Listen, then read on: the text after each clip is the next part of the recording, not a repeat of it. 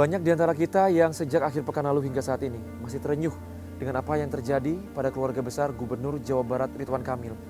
Bahkan informasi ini memuncaki mesin pencarian Google. Mulai dari kronologis hilangnya Eril yang hanyut saat berenang di Sungai Are, proses pencariannya, hingga dukungan dan doa yang terus mengalir pada keluarga. Sepekan sudah proses pencarian berlangsung. Keluarga akhirnya ikhlas melepas kepergian Eril. Saya David Rizal, Anda menyaksikan diskusi.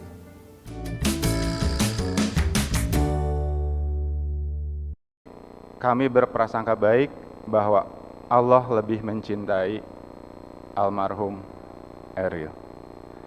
Oleh karena itu,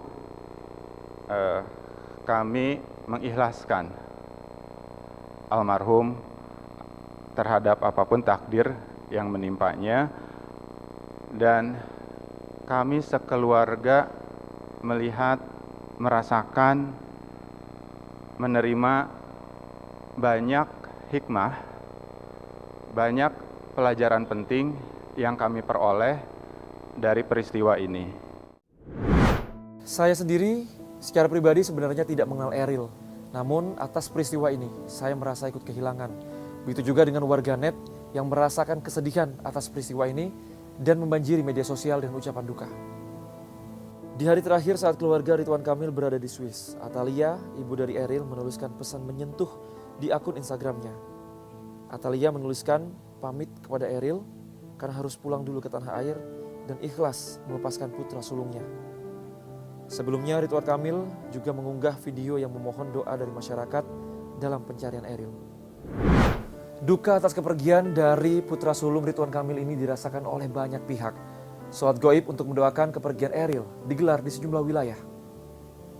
Di Kota Bandung, Jawa Barat, sholat gaib digelar di Masjid Al-Muttaqin, Kompleks Gedung Sate. Sementara di Jakarta, ribuan umat muslim menggelar sholat gaib usai melaksanakan sholat Jumat di Masjid Istiqlal. Sholat gaib juga dilaksanakan ratusan jemaah di Bogor, Jawa Barat. Tentang bagaimana jenazah yang belum ditemukan, tentu otoritasnya ada di Swiss yang paling ahli, paling berwenang, dikuatkan dengan pernyataan dari orang tua yang sudah ridho dan wafat, lalu fatwa dari Majelis Ulama yang menganjurkan kita sudah bisa sholat gaib seperti yang diharapkan oleh keluarga besar, bahwa semoga apa yang terjadi ini membawa hikmah yang besar. Satu, kita paham bahwa kepemilikan itu harus kita mulai yakini semua milik Allah. Dan tentang ajal, satu, sudah ditentukan waktunya. Kita tidak wafat kecuali pada waktu yang ditetapkan Allah. Dua, tempat. Kita akan mendatangi tempat kematian kita. Dan yang ketiga adalah cara. Entah seperti apa kita nanti cara wafatnya. Yang penting satu saja, kita berusaha husnul khotimah, akhir yang baik. Ya, meski pihak keluarga sudah mengikhlaskan kepergian Eril, namun proses pencarian korban masih terus dilakukan oleh pemerintah kota Bern di sepanjang Sungai Are. Duta Besar Indonesia untuk Swiss pernah menyatakan bahwa dari kasus-kasus orang hilang di Sungai Are sebelumnya, butuh waktu beberapa minggu untuk akhirnya menemukan korban. Mereka mengatakan ada 3 kritikal waktu penting. Ada istilahnya kritikal waktu penting. Pertama, 3 hari pertama itu biasanya sering ditemukan pada 3 hari pertama, tapi mayoritas kejadian serupa pada tahun-tahun sebelumnya itu 99,9% itu ditemukan dalam 3 minggu. Jadi itu menurut mereka, dari pengalaman mereka puluhan tahun menjaga sungai ini. Karakter Sungai Are di Swiss dengan sungai di daerah lainnya tentu berbeda. Tapi sebenarnya bagaimana standar operasional prosedur untuk mencari orang yang hilang saat tenggelam di sungai? Karakteristik dari Sungai Are bisa sangat bervariatif tergantung dari wilayah, musim, dan rentang bulannya.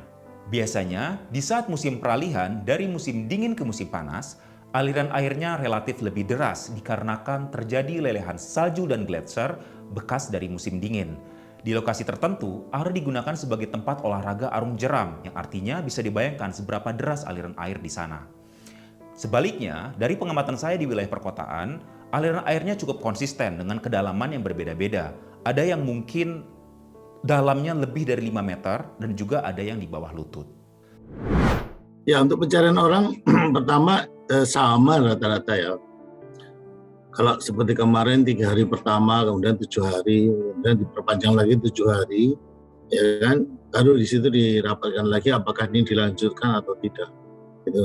Dari 7 hari pertama itu kita sudah bisa mengetahui bahwa bisa memprediksi lah paling tidak bahwa seorang yang kita cari itu dalam kondisi kemungkinan bisa hidup atau dalam kondisi yang sudah meninggal atau tidak bisa diselamatkan. Nah, untuk keputusan seminggu tambahan lagi itu berdasarkan itu misalnya kemungkinan orang ini hanyut lebih jauh lagi gitu ya, untuk keputusan mencari jasad misalnya. Nah, di situ. Hilangnya Eril di Sungai Are tentu selamanya akan membekas di keluarga besar Ridwan Kamil dan orang-orang yang mengasihinya. Kami turut mengucapkan duka yang mendalam atas kepergian Eril kepada keluarga yang ditinggalkan. Saya David Rizal, demikian diskusi kali ini.